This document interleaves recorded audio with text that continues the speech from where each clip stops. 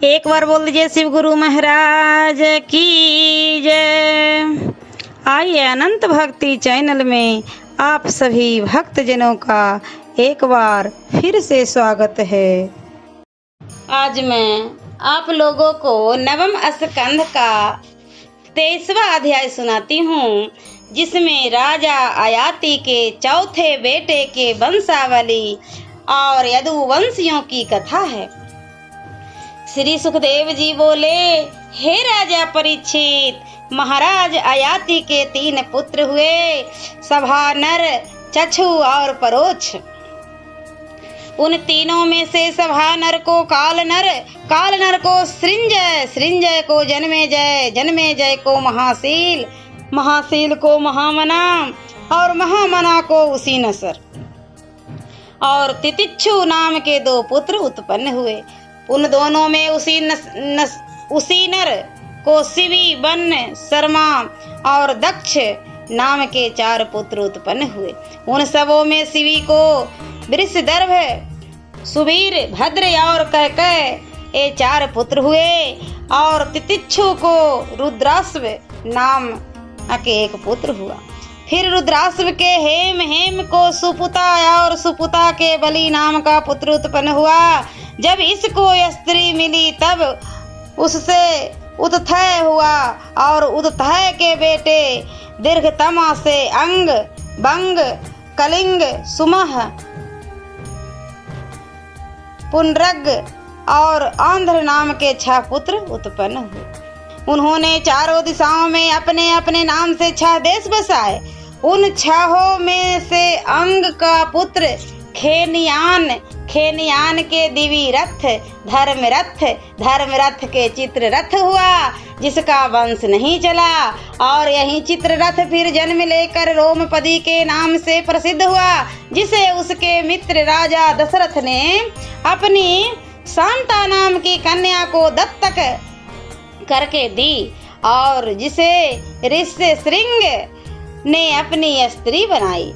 यह वही ऋषि श्रृंग ऋषि है कि जो अरणी में उत्पन्न हुए थे।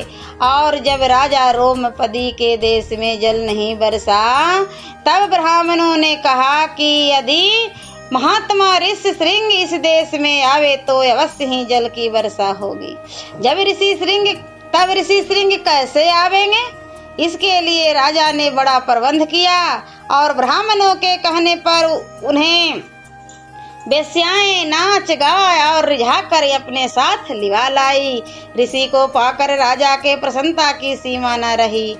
उन्होंने बड़े उत्साह से ऋषि का स्वागत और पूजन सत्कार कर वास दिया। ऋषि ने सब समाचार पूछा तो राजा ने पुत्र की इच्छा प्रकट की। ऋषि ने कहा, पुत्रेष्ठ यज्ञ करो, मैं तुम्हें पुत्र प्रदान कराऊंगा। राजा रोमपदी ने पुत्रेष्ठ यज्ञ का प्रबंध किया। बड़े समारोह के साथ यज्ञ हुआ। ऋषि श्रृंग द्वारा आहुतियां दी जाने पर जो चरु मिला, उसके द्वारे उन्हें पुत्र की उत्पत्ति हुई। ऋषि श्रृंग में पुत्रेष्ठ यज्ञ का बड़ा बल था। उन्होंने ही संतानहीन राजा दशरथ को भी पुत्रेष्ठ यज्ञ करवाकर 4 बेटे दिए थे। तब राजा रोमपदी ने को जो पुत्र रत्न मिला, उनका नाम चतुरंग पड़ा। फिर चतुरंग के पृथुलाक्ष, उनके बृहदत्त, बृहत्कर्मा और बृहद्भानु नाम के 3 पुत्र उत्पन्न हुए। उन तीनों में बृहद्रथ से बृहन्मना, बृहन्मना से जयद्रथ, जयद्रथ से संभूति, संभूति से विजय, विजय से धृति, धृति से धृतवर्त, धृतवर्त से सत्यकर्मा और सत्यकर्मा से अधिरथ नाम का पुत्र उत्पन्न हुआ। वह निसंतान अधिरथ एक समय गंगा पार कर रहा था कि उसे एक संदूक मिली, जिसमें एक पुत्र बंद किया हुआ था। उसकी कथा यूं है कि पांडु का स्त्री कुंती जब कुमारी थी, तब अपने पिता के घर पर रहने ही के समय एक दिन एक साधु उसके यहाँ आए, जिनकी उसने बड़ी सेवा की। तो साधु ने प्रसन्न होकर उसे एक मंत्र बताया कि इसके द्वारा तू सूर्य को बुला सकती है। साधु के चले जाने पर उसने साधु के इस मंत्र की परीक्षा हेतु सूर्य का आवाहन किया। सूर्य आ गए, कुंती सहम गई। सूर्य ने कहा, अब सहमो मत, मेरा आना निष्फल ना होगा। मैं आशीर्वाद देता हूँ कि तुझे पुत्र हो। कुंती डर गई। कुंवारी अवस्था ने उसे डरा दिया, परंतु भगवान सूर्य का वर असत्य कैसे होता। अल्प समय में ही उसने एक पुत्र का प्रसव किया, परंतु लोक लज्जा से विवश हो उसने उस पुत्र को एक संदूक में बंद कर गंगा में बहा दिया। उस दिन अधिरथ ने गंगा पार करते समय वही संदूक पाया। घर लाकर संदूक खोला तो उसमें कर्ण कुंडल धारण किए एक बहुत ही सुंदर नवजात शिशु को पाया। बालक देखकर अधिरथ बहुत प्रसन्न हुए। वह कर्ण कुंडल धारण किए था, इससे उसने उसका नाम कर्ण रखा। उस कर्ण का पुत्र वृषसेन हुआ। इधर ययाति के तीसरे पुत्र द्रुह को प्रभु नामक पुत्र हुआ। फिर उस प्रभु के सुकेतु, उसके आरब्ध के गांधार के धर्म के धृत्य और धृत्य के दुर्मना के प्रचेता और उस प्रचेता के 100 पुत्र उत्पन्न हुए। बड़े होने पर उत्तराखंड में रहने वाले मलेच्छों के स्वामी हुए तथा ययाति के दूसरे पुत्र त्रुवर्षु से वही हुआ।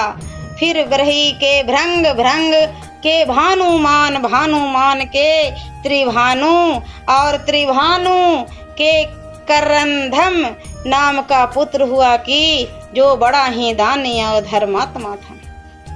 फिर उस करंधम के मरुत नाम का पुत्र हुआ जो संतानहीन होने के कारण कुरुवंश में जन्मे हुए दुष्यंत को ही पुत्र मानकर अपने यहाँ रख लिया।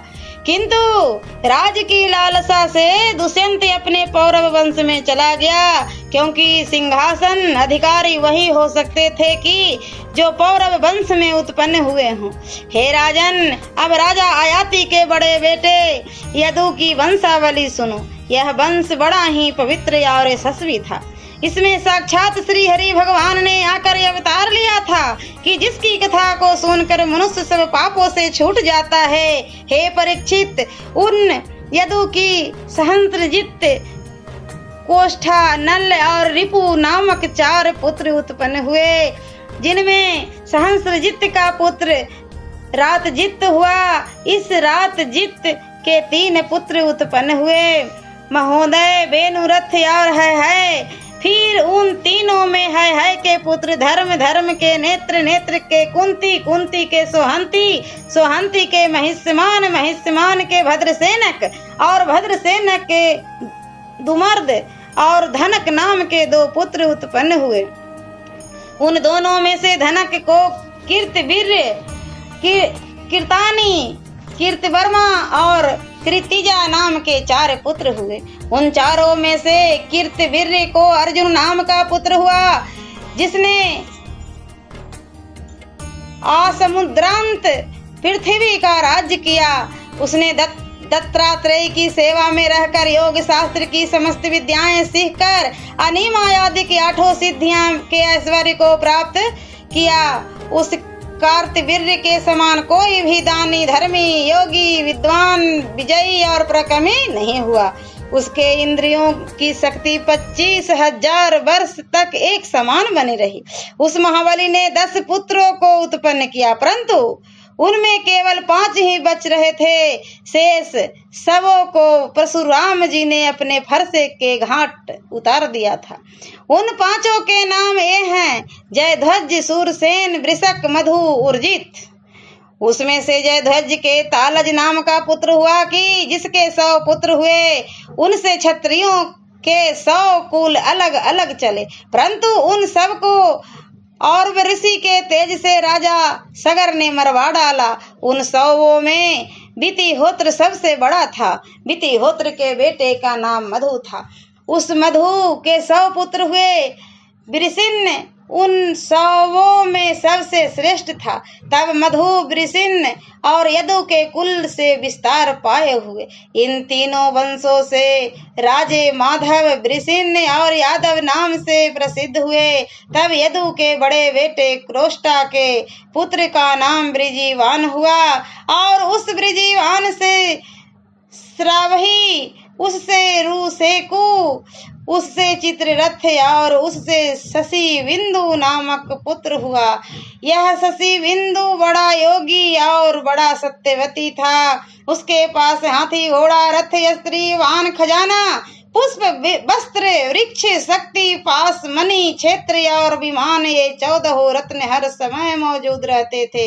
इस प्रकार वह बड़ा विजयी और पराक्रमी राजा था। उसने अपनी 10,000 स्त्रियों में हर एक से लाख लाख बेटे उत्पन्न किए, जिनमें पृथु, सर्वा आदि 6 बेटे का नाम विशेषणीय उल्लेखनीय है। पृथु सर्वा ने 100 अश्वमेध यज्ञ किया था। फिर उसना रुचक नाम का पुत्र हुआ और उसके 5 पुत्र हुए। उनमें जयामघ की स्त्री का नाम शैला था। शैला बांझ थी, इससे जयामघ निसंतान ही रह गया, किंतु स्त्री के डर से उसने दूसरा विवाह नहीं किया। एक समय वह जयामघ रण में अपने शत्रु पर विजय कर उनके घर से भोज्या नाम की एक स्त्री को ले आया। तब जयामघ के साथ रथ में बैठी भोज्या को देखकर शैला क्रोधित हो बोली, मेरे स्थान में बैठकर शोभा पाने वाली यह कौन है? तब जयामघ डर कर बोला, यह तुम्हारी पतोहू है। यह सुन शैला ने कहा, मैं तो बंध्या हूँ, मेरी दूसरी कोई सौत भी नहीं, फिर पतोहू कहाँ से होगी? तब स्त्री के भय से डरता कांपता जयामघ अत्यंत नम्र भाव से कुछ कहना ही चाहता था, किंतु कुछ बोल न सका और पसीने से तर हो गया। तब उसके प्राण को संकट में देखकर विसर्वो देवा और पितरों ने उन पर दया कर तुरंत ही यह आकाशवाणी की कि एवं अस्तु, ऐसा ही होगा, अर्थात तुझे पुत्र होगा। उस आकाशवाणी को सुनकर उन दंपतियों को अपार सुख हुआ और शैला उसी क्षण गर्भवती हो गई। समय पर उसने एक सुलक्षण पुत्र का प्रसव किया। यह पुत्र विदर्भ नाम से प्रसिद्ध हुआ। उसने अल्प समय में ही आयु और स्वास्थ्य लाभ कर उसे भोज्या के साथ विवाह किया। ओम नमो भगवते वासुदेवाय नमः। और 9वें स्कंध का 24वां अध्याय मैं अगले वीडियो में सुनाती हूँ। ऐसे ही मनोरंजक कथाएं, कहानियाँ और भक्ति गीत सुनने के लिए हमारे इस चैनल अनंत भक्ति को सब्सक्राइब करें और वीडियो अच्छी लगी हो तो लाइक का बटन जरूर दबाएं। धन्यवाद।